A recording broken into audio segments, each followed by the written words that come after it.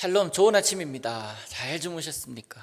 우리 지난밤에도 우리 하나님의 사랑을 느꼈던 그런 밤이었기를 바랍니다. 자, 오늘 우리에게 주신 말씀 봅니다. 창세기 26장 12절에서 18절까지의 말씀 보겠습니다. 12절부터 18절까지 제가 읽습니다. 이삭이 그 땅에서 농사하여 그 해에 100배나 얻었고 여호와께서 복을 주심으로 그 사람이 창대하고 왕성하여 마침내 거부가 되어 양과 소가 떼를 이루고 종이 힘이 많으므로 블레셋 사람이 그를 시기하여 그 아버지 아브라함 때에 그 아버지의 종들이 판 모든 우물을 막고 흙으로 메웠더라. 아비멜렉이 이삭에게 이르되 네가 우리보다 크게 강성한즉 우리를 떠나라. 이삭이 그곳을 떠나 그랄 골짜기에 장막을 치고 거기 거류하며 그 아버지 아브라함 때 팠던 우물들을 다시 팠으니 이는 아브라함이 죽은 후에 블레셋 사람이 그 우물들을 메웠음이라. 이삭이 그 우물들의 이름을 그의 아버지가 부르던 이름으로 불렀더라. 아멘. 이삭이 받은 복이 큽니다. 말이 크다이지 우리가 생각하던 크다 하는 크다와 하나님이 생각하는 크다는 차원이 다를 것입니다. 우리가 지금 이삭이 받은 복이 그해 100배나 얻었다라는 말, 100배는 수치상으로 100배입니다. 예를 들면 10,000원을 투자했으면 100만 원을 거둔 거예요. 100만 원을 투자했으면 1억을 거둔 겁니다. 당시에 이 100배라는 것은 크게라는 뜻입니다. 상상할 수, 우리가 계산할 수 없을 정도로 크다라는 뜻을 담아놓고 있는 글입니다. 한정된 농토에서 이 100배의 결실을 맺었다. 우리가 상식적으로 저 정도 땅이면, 저 정도 나무면, 저 정도 곡식이면 이 정도 나온다라고 생각하지만 현실은 그 상식 이상으로 하나님께서 복을 주셨다라는 것을 이야기를 하고 있습니다. 여러분, 우리 모두에게도 오늘 아침에 기도하고 말씀으로 시작하는 여러분에게도 이런 은혜와 복이 있기를 진심으로 축복합니다. 아무에게나 이런 은혜가 주어지는 것은 아닙니다. 이삭이 이렇게 누렸던 것은, 하나님께서 주셨던 복을 누리는 것은 하나님의 약속하심이 있었기 때문에 그렇습니다. 내가 너에게 복을 주겠다 약속하신 것이 있었기 때문에 그렇습니다. 24장을 보시면 이렇게 기록합니다. 아브라함이 죽은 후에 하나님이 이삭에게 복을 주셨고 라고 기록되어 있잖아요. 과거형입니다. 복을 주셨다. 그러면 어떤 복을 누렸는지 우리는 찾아보면 돼요. 하나님께서 이삭에게 복을 주셨던 것처럼 나에게 주신 하나님의 복은 무엇인지, 그렇게 풍성한 열매를 하나님께서 이삭에게 주셨다면 오늘 나에게 하나님은 어떤 복을 주실 것인지 그것을 미리 한번 생각해 보는 거예요.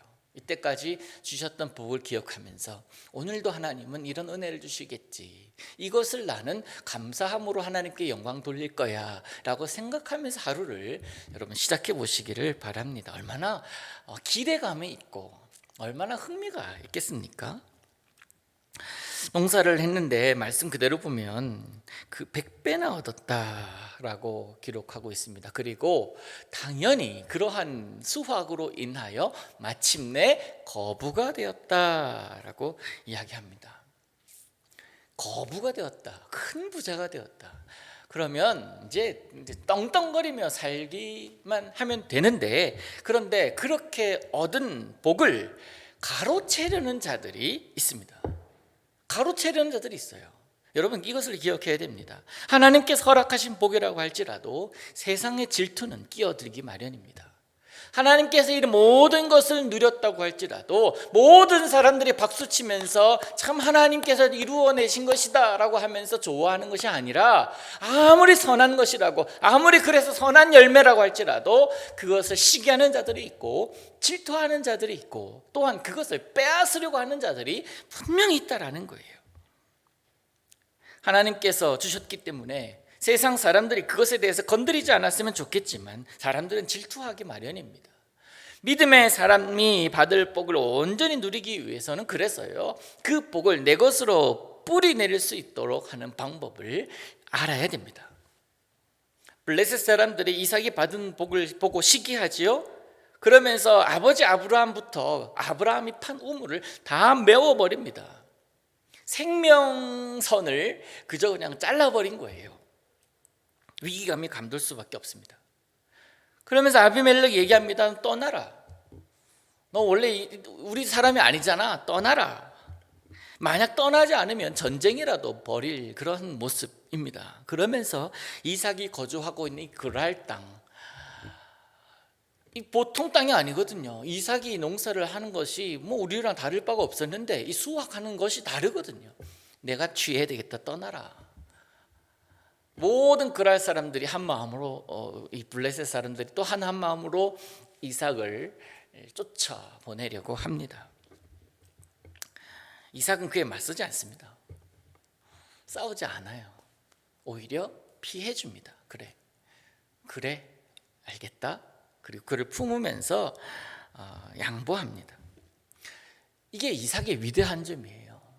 저도 뭐 태생적으로 싸우는 것을 싫어하는 사람이지만, 다투려고 하는 사람 아니지만, 심지어는요, 제가 축구할 때 저한테 공이 있는데 상대방이 저 공을 뺏으러 오면은 슬쩍 피합니다. 근데 우리 편에 있어서는 비겁한 행동이고 억장 무너지는 행동이지만 이것까지 막 그런 마음이 없어요. 이삭 마음을 충분히 이해를 할 것 같아요. 그거는 좀 다른 상황이지만, 이건 안 되는 상황이지만, 이삭은 맞서야 할 때와 품어야 할 때, 그리고 그 자리를 피해야 할 때를 정확하게 알았습니다. 정확하게 분별한 사람이었습니다. 무엇보다도 하나님께서 무엇을 원하는지 알았던 사람이에요. 그 땅이 좋아서, 그 땅이 다른 땅과는 달리 옥토라서 하나님께서 큰 복을 주신 것이 아니잖아요. 하나님이 거하셨고 하나님이 복을 주셨기 때문에 그 복을 누린 것이지. 근데 그랄 사람들, 또한 블레셋 사람들은 이 모습을 몰라요. 그냥 그 땅이 좋으니까 그 땅을 차지하려고 하는 것뿐입니다.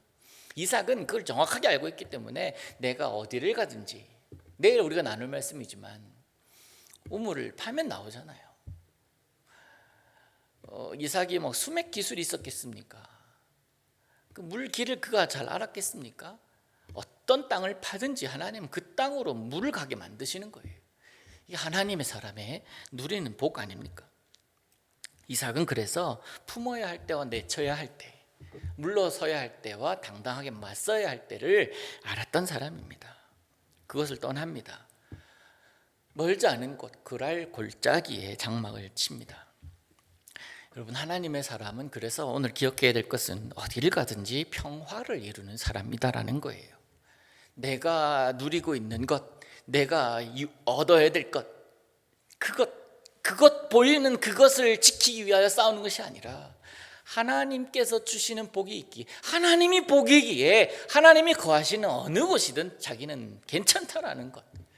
그렇게 해서 이삭은 떠나죠. 싸움을 피하고 다른 곳을 향하는 것은 패배를 의미하는 게 아닙니다.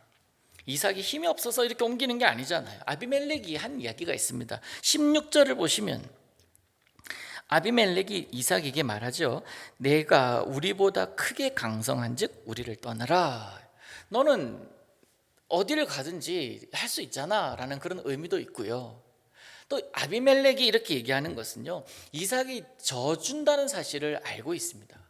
다시 말해서 아비멜렉과 이삭이 싸우면, 물리적인 충돌을 하면 이삭이 이겨요.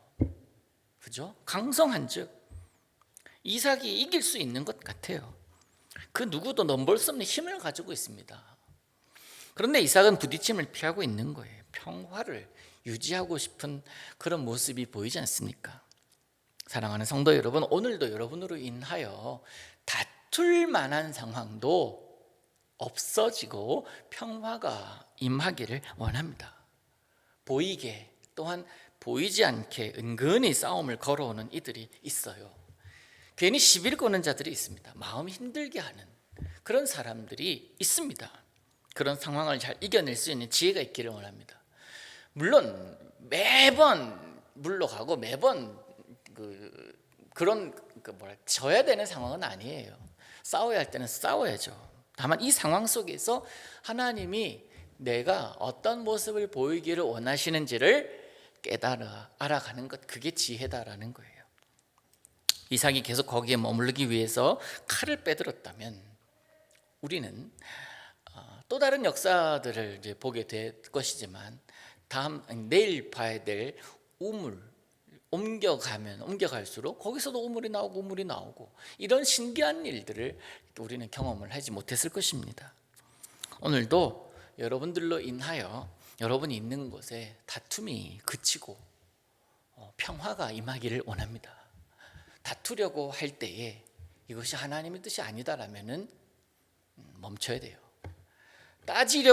하려고 따지고 싶으나 따지지 않는 것이 하나님 뜻 같으면 따지지 않아야 돼요. 나는 그렇게 해야 속이 시원하다 하더라도 하나님은 근심하십니다. 그러나 내 속 시원함을 내려놓고 하나님 원하시지 않는 것 같으면 행하지 않는 것, 그게 믿음의 사람의 모습인 줄로 믿습니다. 오늘 여러분이 있는 그곳에 평화가 머물기를 예수님 이름으로 축복합니다. 기도합니다. 하늘에 계신 우리 아버지여, 이름이 거룩히 여김을 받으시오며 나라의 마옵시며 뜻이 하늘에서 이룬 것 같이 땅에서도 이루어지이다. 오늘날 우리에게 일용할 양식을 주옵시고 우리가 우리에게 죄 지은 자를 사하여 준 것 같이 우리 죄를 사하여 주옵시고 우리를 시험에 들게 하지 마옵시고 다만 악에서 구하옵소서. 대개 나라와 권세와 영광이 아버지께 영원히 있사옵나이다. 아멘.